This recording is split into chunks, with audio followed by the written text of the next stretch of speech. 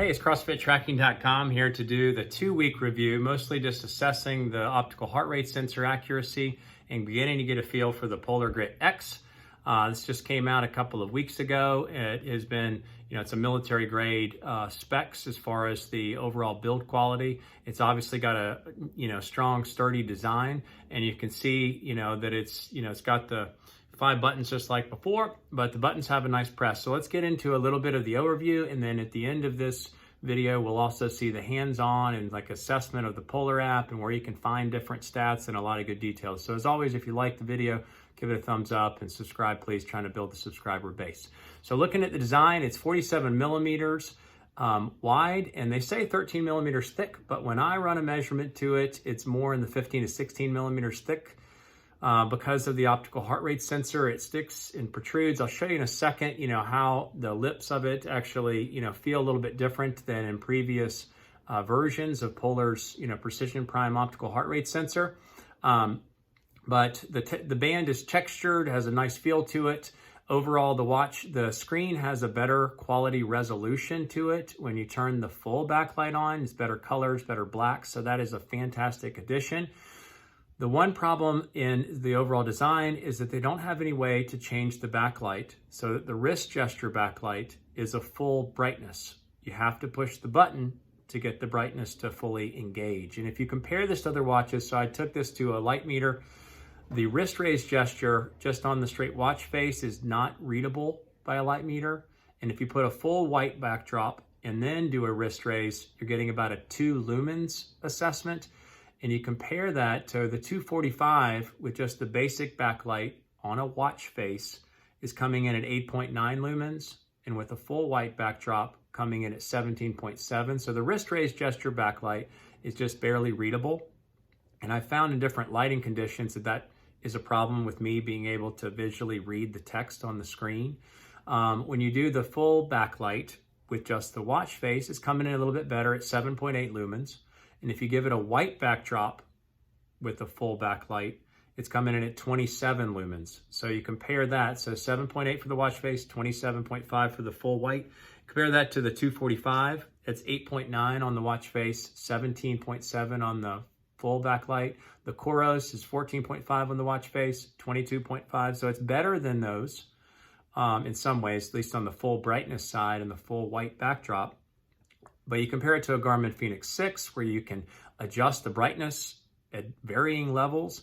The Garmin Fenix 6 series, you can jack it all the way up to 100%, which just on the watch face is coming in at 32 lumens versus 7.8 on the watch face here with the Grit X. So hopefully they'll update it to where we can elect to have the wrist raise gesture, even if it burns battery life, to be the full brightness. But overall, the design, it's a little bit thick. I'm finding it to be, it's definitely not heavy. It's got a great lightness. I think it's coming in at 59 grams, which compares really well. The button presses feel great. The band is great. It's a bit thick of a band, but the buttons are great. There's a problem, I think, though, with some of the way that they write the software for the notifications. The notifications aren't exactly coming in all the time. About 50% I'm getting the notifications. And then as we always know about Polar, in order to see a notification, you have to do a wrist gesture. So you can't glance down and see the notification automatically pop up. So hopefully they'll rewrite how those notifications are coming in versus some of the other manufacturers, because it'd be great to see the notification automatically and not have to do a formidable, wrist raise lift. But definitely getting it more accurate, where at least more than 50% of the time I'm having connectivity issues. And I did experience some of the similar things with the Vantage series and with the Ignite, to where sometimes it just wasn't syncing, therefore not getting notifications. And it wasn't just the sync status, it just wasn't connected correctly to the notification process on an iPhone. That's what I'm using. I had to reset it 3 times in the last 7 to 8 days. Reset the watch itself to get them to restart flowing. Sleep has been good. I'll tell you a little bit about that, and we'll look at some sleep calculations in a second. Hands-on. The training load is great, especially the fact that you can see the training load on the watch, so you can get the metrics built into the watch automatically, and you can get your sleep stats built into the watch, which Garmin doesn't do, Coros doesn't do, just a great feature. I like the activity level. Like I've said in the previous video, it just shows you, as well as, the Ignite video and things like that. The activity level just shows you an accumulation of just your overall activity, not just looking at steps. Did you hit a step goal? It's more of looking at activity goal, which I think conceptually makes the right sense, because a lot of us aren't really tracking steps. If we're in the exercise world, we want to see our activities at the right level, and you can set your expectations for your, amount of activity that you are on a regular basis, and it'll give you a goal to shoot for. Now for the heart rate. Before we get into the hands-on, how did the heart rate hold up? Because it's got new diode colors and a little bit of a new formation to the shape of the inlay for the optical heart rate sensor. It's coming up a little bit short, unfortunately. So it was tracking relatively well on the average heart rate. So a way I track heart rate comparisons is average heart rate compared to a chest strap. How much time did it assess in zone 5 in the peak of your heart rate expenditure? And what is the TRIMP score, or what is the workout exertion evaluation score? And we can compare those directly because it's a polar chest strap to, a polar watch. So on the average heart rate for vigorous workouts, it was getting in about the 80% range for calculating the same average heart rate. For lighter workouts, you're getting 90 plus, so it's better there. On the zone 5 though, I'm getting in the low 20s. The low 20th percentile for, if it said I did 10 minutes of zone 5 peak heart rate exertions, it would say I did 2 minutes on the optical heart rate sensor. And then that affects the TRIMP score. So if you compare the TRIMP scores of the chest strap on the same workout compared to the optical heart rate sensor, it's coming in at about the high 50th percentile for vigorous workouts. Every stat is better on a more moderate workout if there's less wrist flex, but we're tracking CrossFit tracking. So we want to know on the most vigorous workouts, the most wrist flex, how much is it picking up? It's only coming in at about 50%. So average heart rate about 80%, zone 5 peak time accumulation, only about 20% or in the mid 20s. And on the TRIMP score, only catching about 50%. So the basic thing I always say is that you definitely want to use a chest strap of some kind to connect to the watch so that you get an accurate exertion score, whether it's Garmin on the training effect, Chorus on the training effect, Polar on the TRIMP effect, but because that flows through to your cardio load, which tracks and shows how much exertion you're putting in over a longer period of time, how much strain your body is under. So let's get into the hands-on a little bit now. I'll show you sort of some of the components of the watch, some of the components of the app. As always, thanks so much. There's more stats on the website, crossfittracking.com, or just some of the workouts displayed. It's not super high-tech because I'm not super high-tech, but I'll give you some more information there. So let's get into the hands-on.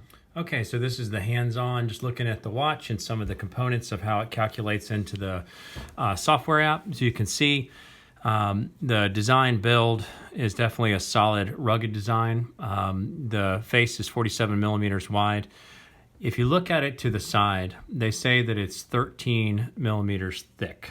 Now that would come in at a very narrow thickness, but what you can see is the heart rate sensor protrudes pretty significantly, and that's not taken into account. When I actually did some just very basic measurements, I'm getting it at about 15.5 to 16 millimeters thick, and that would put it on par with, really like a Garmin 6 series. So it has some questions there. It definitely protrudes on the wrist. And one thing I've noticed, the heart rate monitor has new colors to the diodes. So there's now red and orange with one green in the middle versus green around the outside. And it actually has a lip to it, which, is a little bit different than the previous heart rate monitors. And it's funny because it'll leave a slight mark on your wrist. I mean, obviously I strapped this down. I think the workout was an hour and a half ago. So there's definitely a little protrusion that comes on the wrist because of the indentation, because it has a little lip to it. I don't find it to be problematic, but it's the first time I probably have noticed the heart rate sensor on the back, or felt it on my wrist. But it definitely has sort of a thickness when you look at it to the side, or when it's on your wrist, it just has an overall thick feel to it. This is coming off of a review of the Chorus Apex Pro, which was, again, 47 millimeters and 15.6 millimeters thick, 13.4 millimeters thick. So this one definitely feels thicker. Looking at some of the main screens, we've gone through this before, so we won't take a whole lot of time. This is the Training Pro. the Load Pro, so you can go in and you can see how your training is affecting over time. We'll look at this more in the app, but you have your basic strain score, which is the average of your workout accumulation over 7 days, and your tolerance score, which is accumulation over 28 days. I had a biking accident, so I had an injury to my wrist and to my ankle, so I took a week off, so the tolerance decreased relatively quickly, and then when I got back into working out, it's saying now I'm overreaching, and we'll look at that on the app. So the activity, this is one of the things I like a lot because it doesn't just base it on steps. You can just see your overall activity for the day, and you can click into it and just get all of the basic steps. Included are the steps themselves, but you can get calorie stats. So that takes into account the broader effect on your day. So this is the weather app, which is definitely helpful. One of the things I'll say here, both on the weather app as well as on the notifications, is like I mentioned before, the notifications are shoddy. So they only come in about 50% of the time, and I've had to reset the watch 3 different times in the last 7 or 8 days just to get it to resync. So I turn Bluetooth off or restart the phone, and it still, notifications aren't coming in consistently. The FitSpark is definitely a unique idea. I haven't found myself to be using it because you're either going to hit a hard workout or you're not. But if you did get a bad night of sleep and your charge level is low, it'll suggest more supportive mobility type exercises. Or if I've done a workout today, it'll suggest more just mobility if I'm going to do anything else for the day. The nightly recharge has been great. I'll talk a little bit that when we look at it on the app, but you get your autonomic nervous system recharge as well as your sleep recharge and a sleep score, and you can dive into those directly on the watch, which is a great feature that Garmin doesn't offer. Last training sessions, you click in here, you can get a training log, current heart rate, that's not really relevant, and then back to the load, training Load Pro. So the basics of the watch have been great so far. I'll tell you, when you look at the heart rate, it is definitely come up, like I said, and the face-to-face portion has come up low. And you look at the app, so we'll look at it just in some of the components of what you see and what you get. And I'll compare it a little bit to Garmin, but you get your basic summary for the day, which just includes your active time, your calories, distance, and steps, your nightly sleep. You get the summary stats, as well as you can see your heart rate at different times. You can access a workout usually here. So I've kept 2 workouts on there because I had one tracking on the watch itself and one on a H10 chest strap connected to Polar Beat. And we'll look at those in a second. So you have the nightly recharge. It is a great function. It's probably the best sleep analytics that I've seen built into a watch outside of maybe counting the Whoop. But as far as a watch, I really like how they give you a sleep score, and they base it on a bunch of different internal stats, and you can look at all those internal stats like your moving averages, which Garmin doesn't do. They just give you more static information. And then on the recharge, on the autonomic nervous system, you get all of these stats. One thing that's hard is it only tracks it in a 4-hour window, typically like somewhere around an hour after you've gone to bed, to calculate if you've had enough recharge. But like I had a disturbance in the night last night, and so these stats are skewed. It doesn't take into account that I did have a relatively settled sleep afterwards, so the stats were thrown off. So it obviously affects the score. Would have been potentially higher if it was an average of a longer period of time, including maybe an hour after you go to bed to recalculating an hour after it says you're awake, but it just says a static 4-hour tracking. So going into the training, and we'll look at a couple of things. So in this training summary, you have the number session, you have your accumulation for the week up here, and you can flip into other weeks there.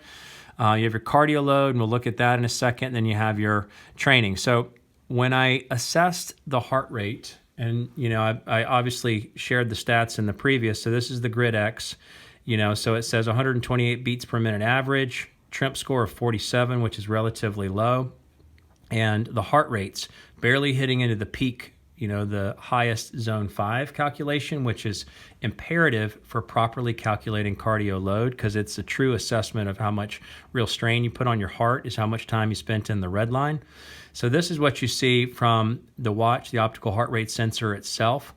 And this was a workout that just included double unders, kettlebell swings, and push-ups, just 10 rounds, on the constant. And so it's really never really catching up. So look at it here, and then if you look at it on the actual heart rate monitor, you calculate, obviously it's just rolling right along the top.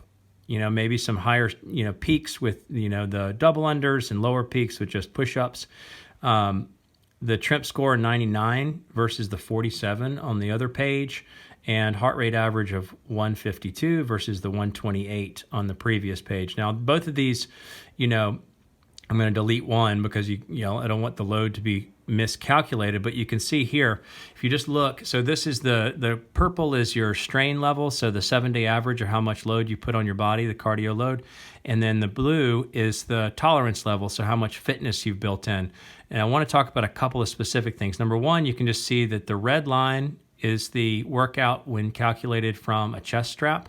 The short line is from the optical heart rate. So this is why it's imperative to use a chest strap when doing CrossFit workouts. I mean that across the board. Obviously this heart, like I shared, the optical heart rate sensor has been a little less accurate when doing CrossFit versus some of the other devices I've tested. But you can see that the proper load was 99 on the cardio load, and then with a miscalculated heart rate, it gives you a 47.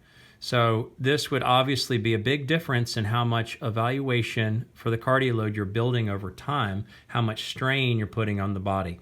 So it's just interesting to see it just sort of visually compared. And you can turn it to the side and it'll give you a longer term graph. Go back into that and then full screen it, sorry. So you can see my load dropped off in the period of time that I was injured and didn't work out. It does, bring down your moving average pretty considerably when you take a prolonged period of time off. I don't know if that's accurate or not. I feel like, well, I'm a little bit better fitness than what it's accounting for here, because it's saying my tolerance is still down in the 30s, whereas before it was in the 70s. So yes, time off would obviously affect things, but you can see the strain score dropped off because the accumulated workouts had died off as well, and then they picked back up. So I did a double workout on Friday. But this is really one of the best things I've ever seen in the watches I've tested. You can see your span across time. So obviously I tested different devices at different times, but you can see your span across time.